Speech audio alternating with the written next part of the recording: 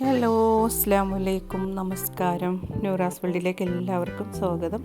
അപ്പോൾ ഇന്ന് ഞാൻ വന്നിട്ടുള്ളത് നല്ല അടിപൊളി ഒരു ബർഗർ റെസിപ്പി ആയിട്ടാണ്. അപ്പോൾ നമ്മളെല്ലാവരും പുറത്ത് പോയിട്ടൊക്കെയാണ് ബർഗർ കഴിക്കുക, കുട്ടികളൊക്കെ ചോദിക്കുമ്പോൾ. അപ്പോൾ നമുക്ക് ഹെൽത്തി ആയിട്ട് തന്നെ നമ്മളുടെ വീട്ടിൽ നല്ല അടിപൊളി ചിക്കനോ ബീഫോ എന്ത് ബർഗർ വേണമെങ്കിലും നമുക്ക് വീട്ടിൽ തന്നെ ഉണ്ടാക്കിയെടുക്കാം.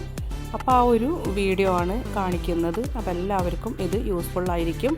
അപ്പം എനിക്കൊരു അബദ്ധം പറ്റി. ഞാൻ വീഡിയോ ഓൺ ചെയ്തെന്ന് വിചാരിച്ചിട്ട് എല്ലാ സാധനങ്ങളും ഇതിലേക്ക് ഇട്ട് കൊടുത്ത് ഇപ്പോൾ രണ്ടാം പണിയായി. അപ്പോൾ അത് വേറെ ഒരു പാത്രത്തിലേക്ക് മാറ്റിയിട്ട് വീണ്ടും ഞാനത് കാണിക്കുന്നതാണ്. അപ്പോൾ നമ്മൾക്ക് ഇതിലേക്ക് വേണ്ടത് കുറച്ച് ഇഞ്ചിയാണ്. അപ്പോൾ ഞാനിതൊരു 1/2 കിലോ ചിക്കൻ എടുത്തിട്ടുണ്ട്.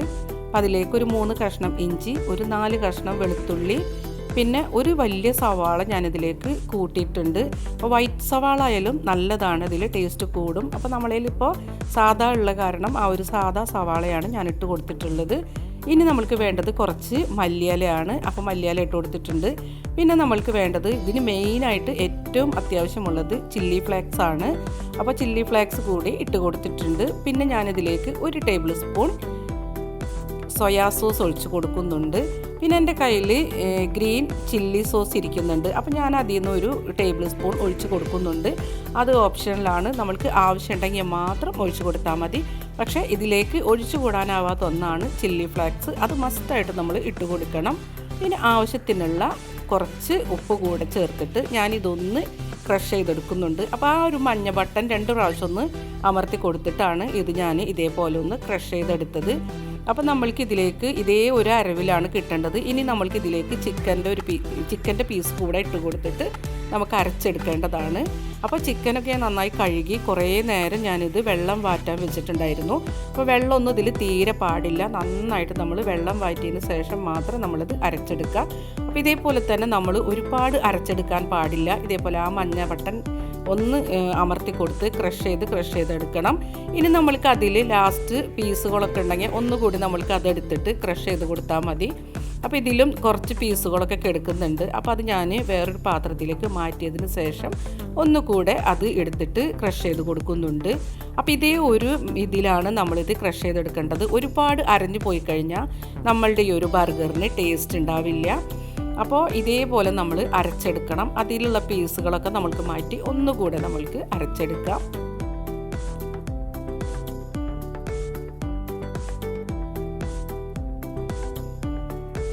അതിനുശേഷം നമ്മളിത് നന്നായിട്ട് മിക്സ് ചെയ്ത് കൊടുക്കണം. ഇത് നന്നായിട്ട് മിക്സ് ആയതിന് ശേഷം നമ്മൾക്കിത് 1 മണിക്കൂറോ അരമണിക്കൂറോ നമുക്കിതൊന്ന് ഫ്രിഡ്ജിലേക്ക് വെച്ച് കൊടുക്കാം. നന്നായിട്ടൊന്ന് സെറ്റായി വരാൻ വേണ്ടിയിട്ടാണ് നമ്മളങ്ങനെ ചെയ്യുന്നത്. അപ്പോൾ ഇതിലേക്ക് നമ്മൾ ഒരു കോഴിമുട്ട നമ്മൾ നന്നായിട്ട് ബീറ്റ് ചെയ്തിട്ട് ഇതിലേക്ക് ഒഴിച്ച് കൊടുത്തിട്ട് അതുകൂടെ നമ്മളിതിലേക്ക് മിക്സ് ചെയ്യണം. ഞാനിതിലേക്ക് കോഴിമുട്ട ഒഴിച്ച് കൊടുക്കുന്നില്ല. ഞാനിത് ഇതേപോലെ തന്നെയാണ് ഉണ്ടാക്കിയെടുക്കുന്നത്, എഗ്ഗ് കൂട്ടുന്നില്ല. അപ്പോൾ നിങ്ങളിതിലേക്ക് മസ്റ്റായിട്ട് 1 എഗ്ഗ് നന്നായിട്ട് ബീറ്റ് ചെയ്തിട്ട് കൂട്ടണം. പിന്നെ അതിന് ശേഷം ഞാൻ കുറച്ച് ബ്രെഡ് പൊടി കൂടി ചേർത്ത് കൊടുക്കുന്നുണ്ട്. അപ്പോൾ നമ്മളുടെ വീട്ടിലുള്ള ബ്രെഡ് തന്നെയാണ് ഞാൻ ഒന്ന് ക്രഷ് ചെയ്തിട്ട് ഇട്ട് കൊടുക്കുന്നത്. അപ്പോൾ ഒരു അരമണിക്കൂർ ഞാനിത് ഫ്രിഡ്ജിൽ വെച്ചെടുത്തതിന് ശേഷമാണ് ഇത് ഞാൻ ക്രഷ് ചെയ്ത് ഇട്ട് കൊടുക്കുന്നത്. ഇപ്പോൾ നമ്മളുടെ ബർഗറിൻ്റെ എല്ലാം റെഡി ആയിട്ടുണ്ട്. അപ്പോൾ ഇതേപോലെയാണ് നമ്മളുടെ വരേണ്ടത്. അപ്പോൾ വെള്ളം ഒരു തുള്ളി പോലും പാടില്ല. പിന്നെ നമ്മൾ കേക്കൊക്കെ ഉണ്ടാക്കുന്ന ഇതേപോലത്തെ ഒരു കടലാസ് എടുക്കുക.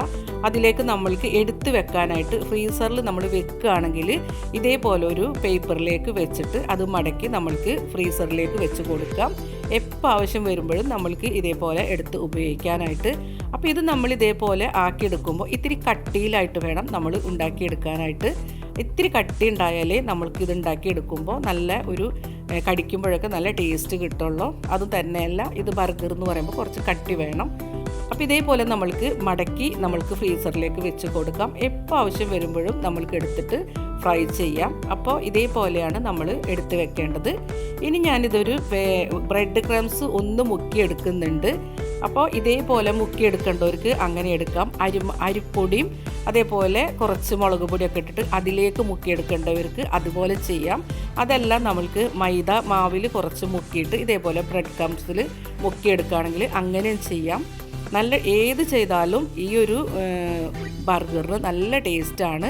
അപ്പോൾ ഇതേപോലെ ഞാനൊരു 2 സൈസായിട്ടാണ് ഉണ്ടാക്കിയെടുക്കുന്നത്. ബ്രെഡിൽ മുക്കിയിട്ടും മുക്കാത്തതുമായിട്ടാണ് ഉണ്ടാക്കിയെടുക്കുന്നത്. അപ്പോൾ ഞാനിത് ഫുള്ളായിട്ട് ഇപ്പോൾ എടുക്കുന്നില്ല, കുറച്ച് ഞാൻ ഫ്രീസറിലേക്ക് വെച്ച് കൊടുക്കാൻ വേണ്ടിയിട്ടാണ്. നമുക്ക് കുട്ടികൾക്കൊക്കെ ആവശ്യമാവുന്ന ടൈമിൽ ഉണ്ടാക്കി കൊടുക്കാൻ. ഇവിടെ മോൾക്കൊക്കെ എപ്പോഴും വേണം ബർഗർ, എപ്പോഴും ചോദിക്കുക ബർഗർ വാങ്ങിച്ചു തരാനാണ്.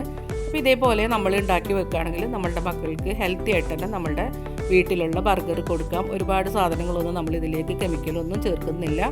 ആകെ നമ്മൾ ഇത്തിരി സോയാ സോസ് മാത്രമേ ഇതിലേക്ക് ചേർത്തിട്ടുള്ളൂ. അതൊരു ടേസ്റ്റ് കിട്ടാൻ വേണ്ടിയിട്ടാണ്. അപ്പം ഇത് ബ്രെഡ് മുക്കാതെയാണ് ഇതേപോലെ ഞാൻ മാറ്റി വെക്കുന്നത്. അപ്പോൾ ബ്രെഡ് മുക്കിയതും ബ്രെഡ് മുക്കാത്തതുമുണ്ട്. അപ്പോൾ ഏത് തരത്തിൽ വേണമെങ്കിലും നമ്മൾക്ക് ഈ ഒരു ബർഗർ ഉണ്ടാക്കിയെടുക്കാം. നല്ല ക്രിസ്പി ആയിട്ട് കിട്ടണമെങ്കിൽ നമ്മൾ ഇതേപോലെ തന്നെ അരിപ്പൊടിയും കുറച്ച് മുളക് പൊടിയും കൂടി നമുക്ക് ഒന്ന് നന്നായിട്ട് കുഴച്ചെടുത്തിട്ട് അതിലേക്ക് നമുക്ക് മുക്കിയെടുക്കാം. അപ്പോൾ നമ്മളുടെ ആ ഒരു മുട്ടൊക്കെ കൂട്ടുമ്പോൾ നന്നായിട്ട് അതിൽ ഒട്ടിപ്പിടിച്ചോളും. മുട്ട കൂട്ടുന്നത് തീരെ ഇഷ്ടമല്ല, അതുകൊണ്ടാണ് ഞാനിതിലേക്ക് മുട്ട കൂട്ടാത്തത്. അപ്പോൾ നിങ്ങൾ ചെയ്യുമ്പോൾ മസ്റ്റായിട്ടും മുട്ട ഒരെണ്ണം നന്നായിട്ട് ബീറ്റ് ചെയ്ത് കൂട്ടി കൊടുക്കണം. അതേപോലെ നമ്മൾ ചിക്കനിൽ വെള്ളം ഒന്നും ഒരു തരി പോലും പാടില്ല. അപ്പോൾ അത് നന്നായിട്ട് കഴുകി നന്നായി വാറ്റ് വെച്ചതിന് ശേഷം മാത്രം നമ്മൾ ഉപയോഗിക്കുക. ഇതേപോലെ നമ്മൾക്കൊരു കണ്ടെയ്നറിലേക്ക് വെച്ച് കൊടുക്കാം, ആവശ്യമാവുന്ന ടൈമിൽ നമുക്ക് എടുത്ത് ഉപയോഗിക്കാനായിട്ട്. അപ്പോൾ നമ്മളിങ്ങനെ വെച്ച് കൊടുക്കുമ്പോൾ നമ്മളുടെ ഈ ഒരു കേക്ക് ഉണ്ടാക്കുന്ന പേപ്പർ വെച്ച് കൊടുക്കണം, അതല്ലെങ്കിൽ ഒട്ടിപ്പിടിച്ച് പോവും. അപ്പോൾ നമ്മൾക്ക് ആവശ്യമാകുമ്പോഴും ഇതേപോലെ നമ്മൾക്ക് ഉണ്ടാക്കിയെടുക്കാം. അപ്പോൾ വീട്ടിൽ തന്നെ നമ്മൾക്ക് ബർഗറൊക്കെ ഉണ്ടാക്കാം. അപ്പോൾ ഇത്രയും വില കൂടിയ ബർഗർ നമുക്ക് പുറത്ത് പോയി മേടിക്കേണ്ട ആവശ്യമൊന്നുമില്ല. ഇനി നമ്മൾക്കിത് മൂടി വെച്ചിട്ട് ഫ്രിഡ്ജിലേക്ക് വെച്ച് കൊടുക്കാം, അതല്ലെങ്കിൽ ഫ്രീസറിലേക്ക് വെച്ച് കൊടുക്കാം. നമ്മൾ പെട്ടെന്നൊക്കെ എടുക്കുകയാണെങ്കിൽ നമുക്ക് ഫ്രിഡ്ജിൽ തന്നെ വെച്ച് കൊടുത്താൽ മതി. അതെല്ലാം നമ്മൾ കുറച്ച് നാളൊക്കെ കഴിഞ്ഞിട്ട് എടുക്കുകയാണെങ്കിൽ ഫ്രീസറിലേക്ക് വെച്ച് കൊടുക്കാം. അതേപോലെ നമ്മൾ ബർഗർ കടയിൽ നിന്ന് വാങ്ങിക്കുന്നതായാലും നമ്മളുടെ വീട്ടിലുണ്ടാക്കുന്നതായാലും ഇതേപോലെ ഒരു ഫോർക്ക് വെച്ചിട്ട് ഇതിൻ്റെ എല്ലാ സൈഡും ഇതേപോലെ ഒന്ന് കുത്തി കൊടുക്കണം. അപ്പോൾ നന്നായിട്ട് അതിൻ്റെ ഉള്ളൊക്കെ വെന്ത് കിട്ടും. അതിന് വേണ്ടിയിട്ടാണ് നമ്മളിങ്ങനെ ചെയ്ത് കൊടുക്കുന്നത്. അപ്പോൾ നമ്മളുടെ പാനിൽ ഇട്ട് ഇതേപോലെ ഫ്രൈ ആയി വരുമ്പോൾ നമ്മൾ ഒന്ന് കുത്തി കൊടുത്താൽ നന്നായിട്ട് അതിലേക്ക് എയർ കിട്ടും. അപ്പോൾ ഇന്നത്തെ വീഡിയോ എല്ലാവർക്കും ഇഷ്ടമായിട്ടുണ്ടാകുമെന്ന് വിശ്വസിക്കുന്നു. എല്ലാവർക്കും സിമ്പിളായിട്ട് തന്നെ ബർഗറൊക്കെ ഉണ്ടാക്കാം. ഇൻഷാ അല്ലാഹ് വേറെ വീഡിയോ ആയിട്ട് കാണാം.